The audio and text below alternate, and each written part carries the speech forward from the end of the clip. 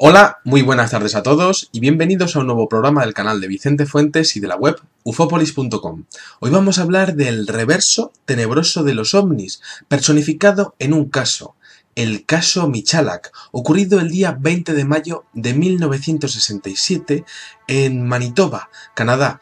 Un caso que podríamos decir que aúna lo mejor y lo peor del fenómeno ovni. Quizá, pues un encuentro en la segunda fase, del segundo tipo, que podríamos denominar extremo en base a las consecuencias que tuvo para el testigo, pero también con una vivencia fascinante que desde luego merece la pena recordar. Vamos a coger nuestra máquina del tiempo y vámonos al día 20 de mayo de 1967, a unos 75 kilómetros al norte de la frontera con Estados Unidos y a unos 90 kilómetros al este de la ciudad de Winnipeg.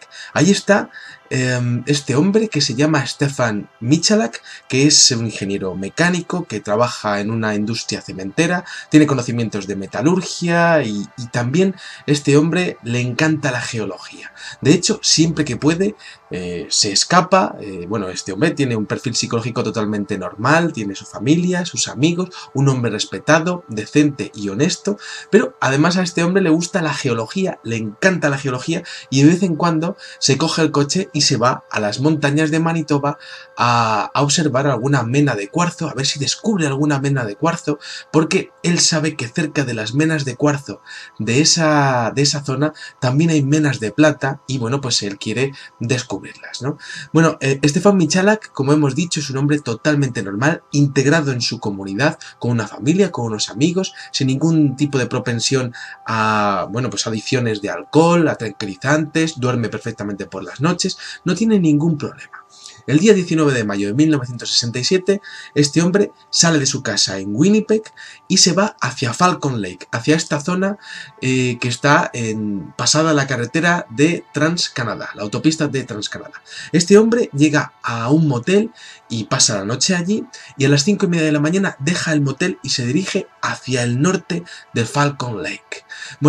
Elige un lugar que está deshabitado, bastante deshabitado, es una zona boscosa, pero es una zona bastante inhóspita y a las 9 de la mañana llega allí y bajo un cielo brillante y sin nubes, pues este hombre se pone a buscar allí alguna veta nueva de cuarzo y efectivamente allí encuentra un gran descubrimiento, una gran veta de cuarzo cerca de una zona pantanosa.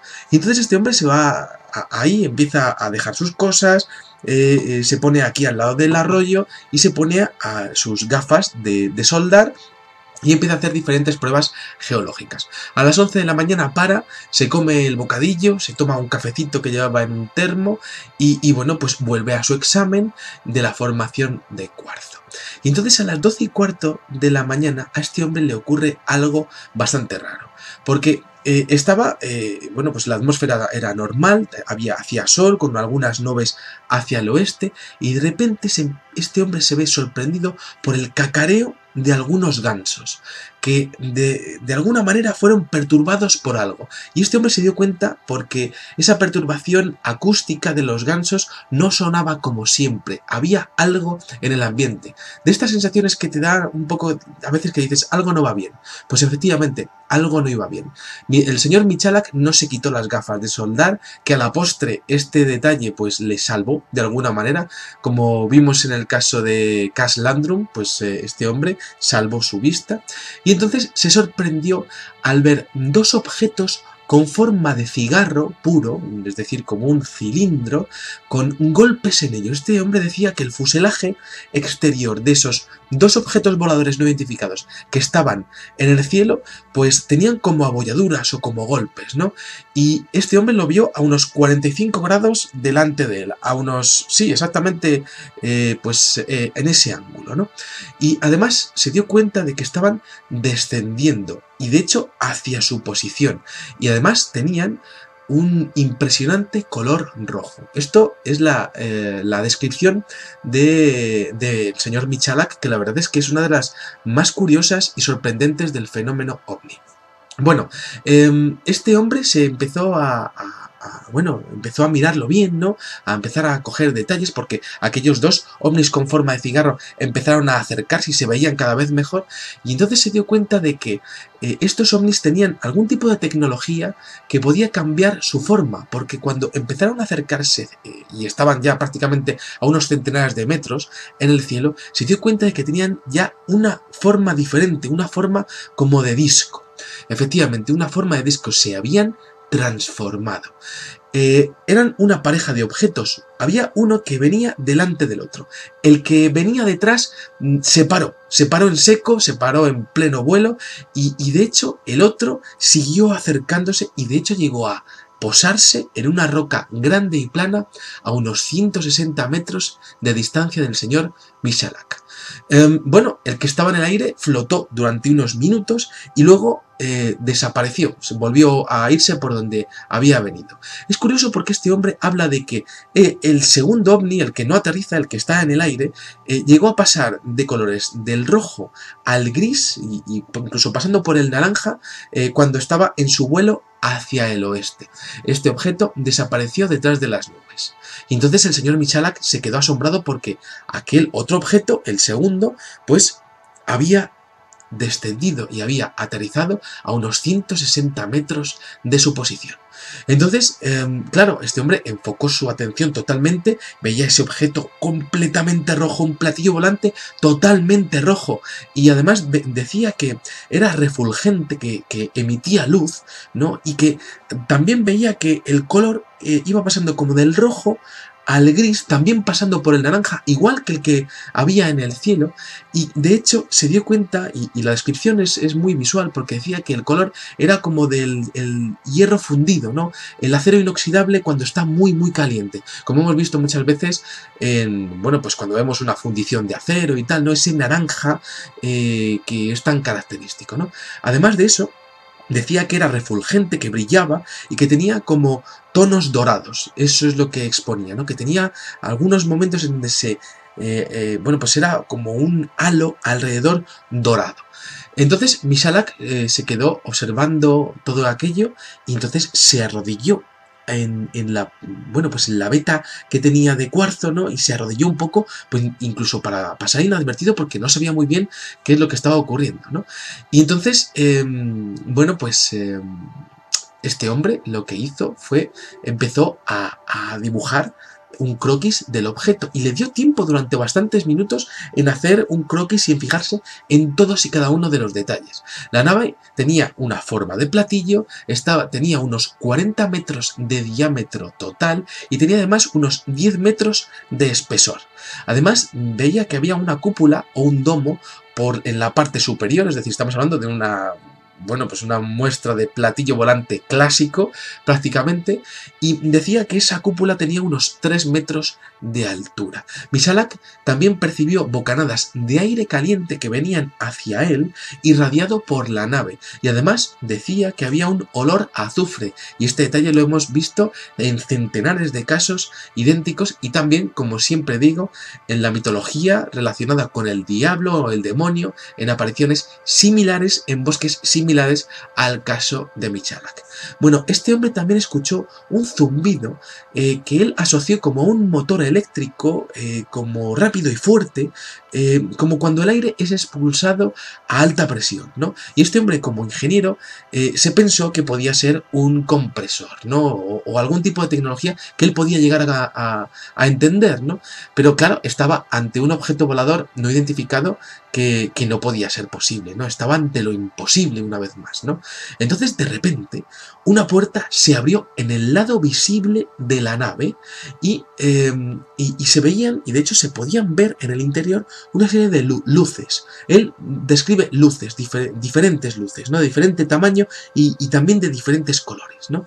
Y entonces este hombre empieza, claro, está describiéndolo en su dibujo y bueno, pues en las medidas que pone, dice que medía aquella pequeña puerta, aquella portezuela, unos 2 por 3 metros de tamaño. Entonces Michalak lo que hizo fue acercarse a unos 20 metros de la nave y de repente se escucharon unas voces unas voces que parecían humanas. Además, una por encima de la otra. Una era más alta, una voz era más alta que la otra voz. Y entonces le sonaban entonaciones o palabras o fonías o fonemas que parecían humanos de algún tipo de idioma, ¿no? Y entonces este hombre no pudo ver el interior, ¿no? Porque de hecho en ese momento en la puerta había una brillante luz amarillo azulada, es decir, entre amarillo y azul, y bueno, pues aquello estaba bloqueando su visión, ¿no? Y entonces este hombre lo que pensó fue que al escuchar aquellas voces o aquellas especie de voces, pues se pensó que era un vehículo norteamericano que había aterrizado allí, ¿no? Y entonces, sorprendentemente, este hombre se relaja y se acerca allí y se acerca a unos metros nada más de aquel inmenso platillo volante imposible que tenía delante de él, pensándose que era tecnología americana. Y entonces, y de hecho llegó a decir, bueno, muchachos yanquis, ¿tenéis algún problema? ¿Os puedo ayudar en algo? Vamos a ver qué podemos hacer, ¿os puedo ayudar? Pero no hubo ningún tipo de respuesta.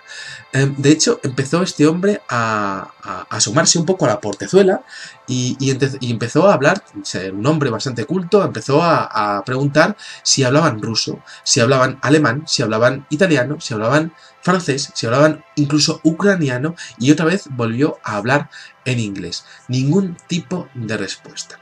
Entonces, en este punto, el señor Michalak se llenó de curiosidad y se acercó aún más a la nave y de hecho terminó enfrente de ella con un auténtico momentazo dentro del fenómeno ovni, ¿no? Que es teniendo en cuenta lo cerca que estaba este hombre y el encuentro de la segunda fase tan impresionante que estaba teniendo, ¿no? Y entonces en este momento este hombre se asoma a la puerta, intenta incluso meter su cabeza por aquella puerta y de repente se da cuenta de que hay una especie de laberinto de luces en lo que parece ser un panel y además también unas vigas de luz con patrones horizontales y verticales. Dice este hombre en alguna entrevista, yo le he podido leer, que aquella visión era como estar ante otro mundo, ante tecnología de otro mundo, ¿no? Y bueno, también dice que había un grupo de luces con una secuencia al azar y bueno, pues como si fuese una especie de equipo electrónico, pero de alguna manera la descripción era de un equipo electrónico caleidoscópico, ¿no? Como de una tecnología que jamás había visto, y este hombre trabajaba en la industria. Bueno, de repente este hombre pues se dio cuenta de muchos detalles, pudo describir aquellos paneles, aquellas vigas de luz, absolutamente increíble su visión cuando se asomó al interior de aquel platillo volante de 40 metros y entonces empezó a coger detalles, porque este hombre como industrial que era se quedaba con las medidas y decía que la puerta tenía un espesor de unos 18 centímetros de espesor. Además de eso, este hombre pues seguía observando las luces, pero hubo algo que le frenó, que fue que de repente aparecieron 3 paneles muy similares a cuando se cierran los obturadores de las cámaras y empezaron a deslizarse sobre aquella abertura y bueno, pues de alguna manera empezó a cerrarse aquella puerta.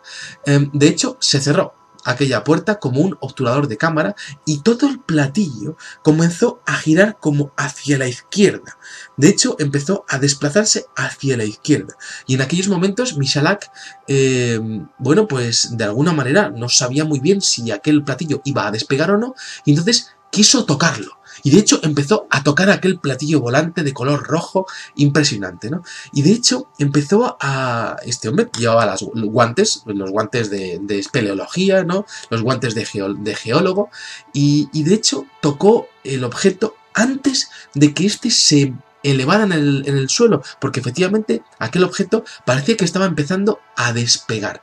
Y de hecho, a su izquierda se fijó que apareció como una especie de aberturas, como una especie de ductos de escape, agujeros, y era una especie de malla rectangular, una serie de agujeros, diferentes agujeros, en filas horizontales y en columnas, y bueno, pues no había ningún tipo de señal de soldadura, la superficie era muy polida y de hecho se dio cuenta de que el fuselaje de aquel objeto rojo comenzó a cambiar de color y empezó a reflejar colores plateados a la luz del sol. Una imagen preciosa.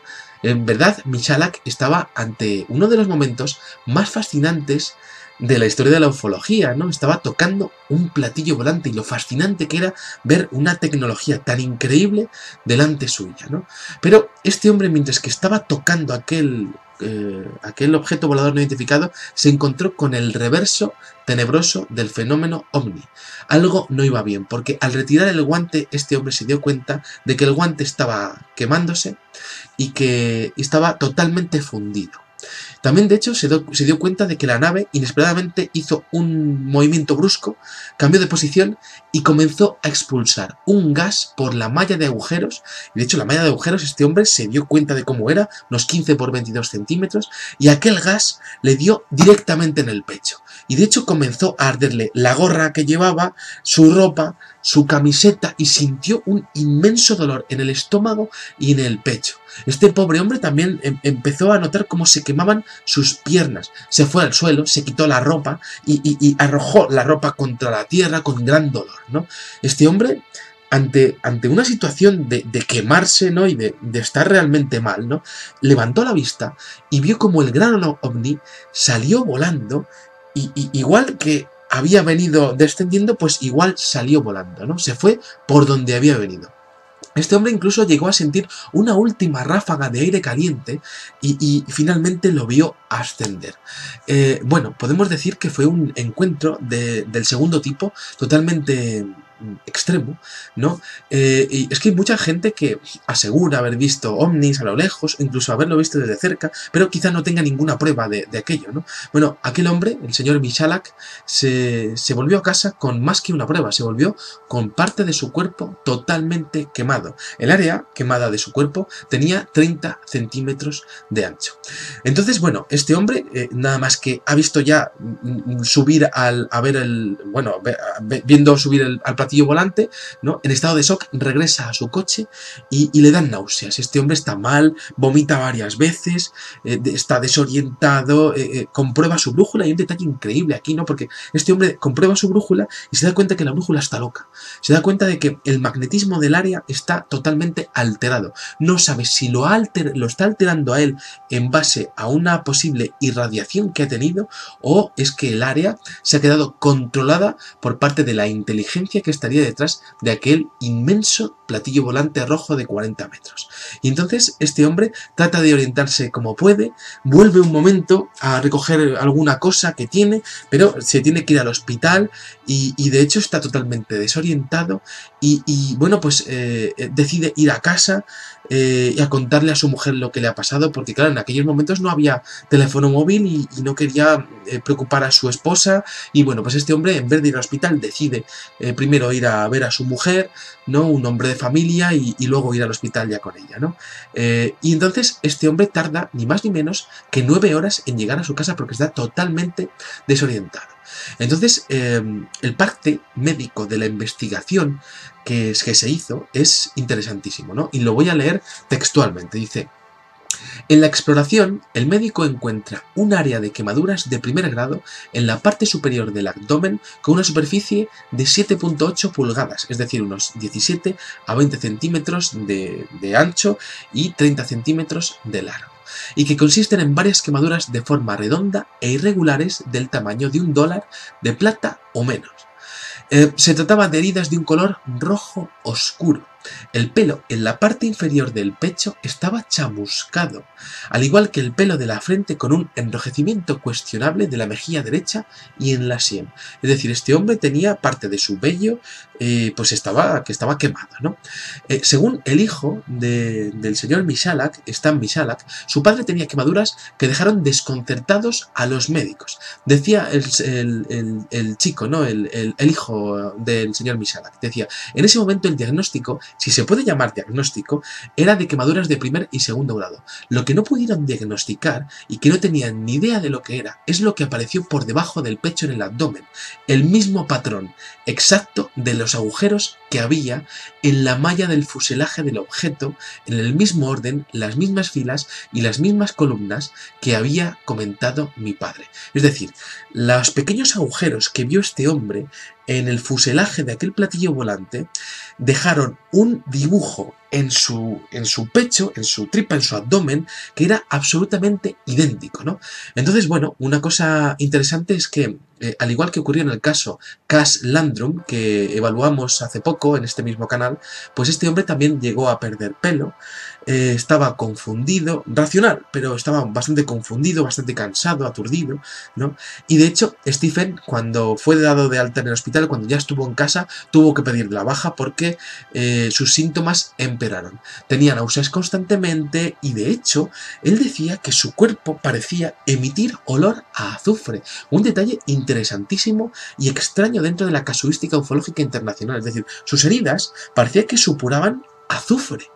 Bueno, los resultados de radiación de aquel hombre resultaron negativos y de hecho, bueno, pues no eran más que quemaduras y este hombre pudo seguir con su vida, ¿no? Aunque el misterio siguió apareciendo constantemente en base a aquellas quemaduras, ¿no? Pero bueno, el caso es que 6 semanas después del encuentro, Stephen Misalak y un amigo suyo fueron a buscar el lugar correcto de aterrizaje en donde le había ocurrido todo aquello, ¿no? Después de haber fracasado 2 veces con helicópteros yendo junto con la policía montada de Canadá, porque este hombre no podía localizar el lugar donde le había ocurrido todo aquello. Tenía como una especie de problema de memoria, ¿no? Y de alguna manera estaba muy desorientado tras todo lo que le ocurrió, ¿no?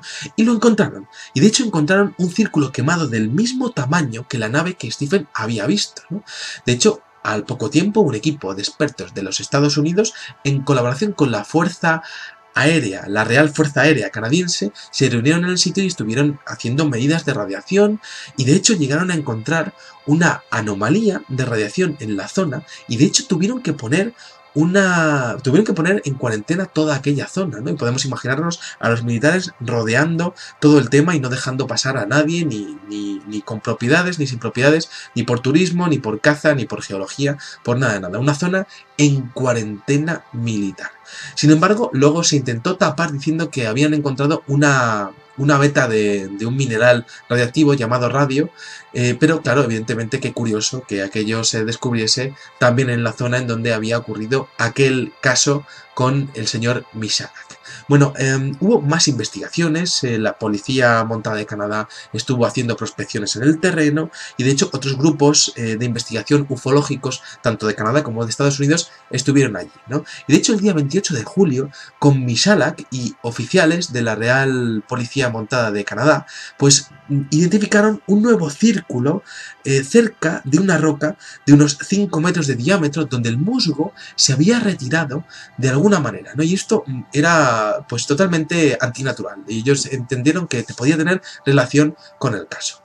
Bueno, también se metió por medio el Comité Condon, ¿no? De la Comisión Condon, que evaluaba todos los casos ufológicos en la década de los 50, 60 y 70 en Estados Unidos y intentaron desacreditar la historia, pero jamás pudieron, jamás encontraron ni una sola contradicción y ningún tipo de problema en ninguna prueba física ni geológica que hubiese en aquel caso.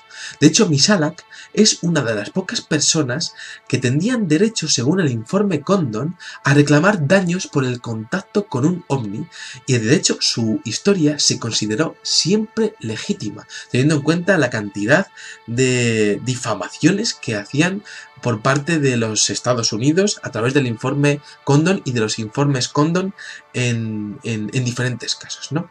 Bueno, la experiencia de Falcon Lake, del señor Misalak, enlaza con lo que es la descripción de un encuentro en la segunda fase, ¿no? Es decir, hay huellas físicas en el terreno y el testigo experimenta una serie de efectos fisiológicos vinculados a su encuentro.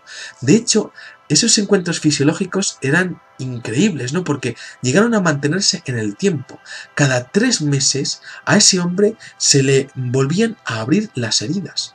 Y de hecho, esto, por supuesto, pasando por encima de cualquier tipo de tratamiento farmacológico y de hecho, hasta el fin de sus días, cada 3 meses, aquellos agujeros, aquellas ampollas, aquellas quemaduras, volvían a infectarse sin ningún tipo de razón médica para que aquello ocurriese. De hecho, el médico médico de Misalak, Rutkowski, llegó a descubrir que había un problema bueno, pues con el metabolismo del señor Misalak a raíz del incidente. Empezó a perder peso y de hecho una gota de su sangre y unos análisis de sangre posteriores revelaron un recuento de linfocitos en sangre de un 25 y un 16%, es decir, estaban hablando de que había habido una alteración sanguínea muy significativa en los linfocitos. Estamos hablando del sistema inmunológico del señor Misalak, que había podido pues ocasionar una alteración biológica de tal calibre, ¿no? Este hombre también de vez en cuando mostraba hinchazón en su cuerpo, todo el cuerpo se le hinchaba, y otras dolencias como hiperventilación, tenía problemas de ansiedad y neurodermatitis. No hubo evidencias de delirios, de alucinaciones u otros trastornos emocionales, pero sí que tenía hiperventilación. Bueno, una cosa bastante interesante es lo que hemos comentado del proceso de curación interrumpido de esas quemaduras, y de hecho este hombre llegó a morir con las marcas de esas quemaduras aún estampadas en su torso.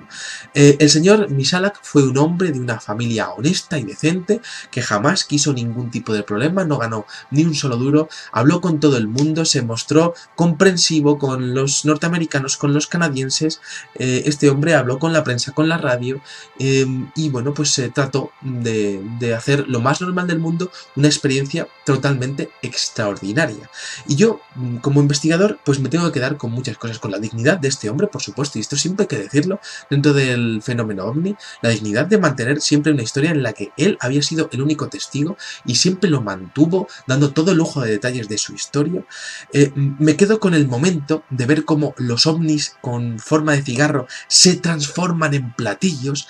Me quedo con la visión de este hombre de ver el descenso de un platillo volador delante de él, de color rojo, totalmente espectacular. Me quedo con ese hombre un poco agazapado, haciendo un croquis de un platillo volante que está delante de él, de un ovni clásico, ¿no?, de color rojo.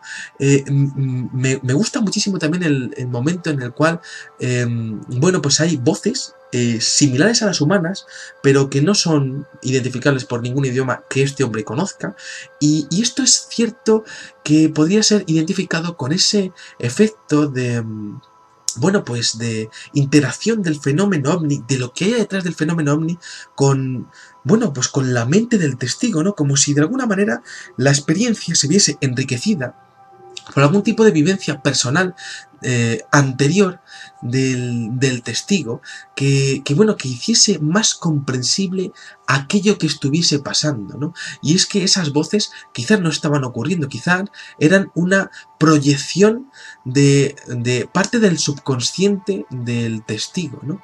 Bueno, también tenemos que... Yo me quedo con ese momento de la apertura de aquella portezuela, de aquella puerta en aquel platillo, este hombre acercándose allí a verlo, ¿no? Empieza a ver una especie de estructura caleidoscópica con unas vigas de luz increíbles, y también ese momento fatal de darse cuenta de que tiene los guantecitos que tiene se les están quemando, y el horror que tuvo este hombre al ser quemado por una serie de gases de aquel platillo volante, tras darse cuenta de que no podía ser tecnología de los Estados Unidos, ni de Rusia, ni de nadie, ¿no? La honorabilidad, como hemos dicho, del testigo, y cómo fue el comité Condom a por él y no pudieron con él. La falta de explicaciones también del gobierno de Canadá, que tenía que haberle dado a este hombre una pensión de por vida y haberle indemnizado y haber hecho una rueda de prensa explicando lo que ha pasado. El absurdo, lo injusto, lo terrible y lo fascinante que es este caso a la vez, porque no es justo que le ocurra todo esto, es fascinante que este hombre se acercase tanto a un objeto volador no identificado aterrizado, es terrible que este hombre tuviese problemas de quemaduras durante toda su vida, y es absurdo, ¿no? Porque, ¿por qué? ¿A qué viene todo esto, no? El absurdo del fenómeno OVNI, ese teatro de variedades que hay detrás del fenómeno de las 4 siglas, ¿no? Es ese momento también de encontrarse ante una maravilla que tienes delante, y de repente esa maravilla se convierte en algo negativo en un momento, ¿no? Que es ese reverso tenebroso del que hacía mención al comienzo del programa. Bueno, ustedes pueden quedarse con lo que ustedes quieran. Como siempre, yo les he comentado este caso bueno, pues considero que es importante ir conociendo pues testimonios así que son tan increíbles dentro de la historia de un fenómeno que parece acompañar al hombre desde el principio de los tiempos, ¿no? Bueno, pues nada, espero que les haya gustado muchísimo este videoprograma y les espero en el siguiente. Muchas gracias y salud y suerte. Adiós.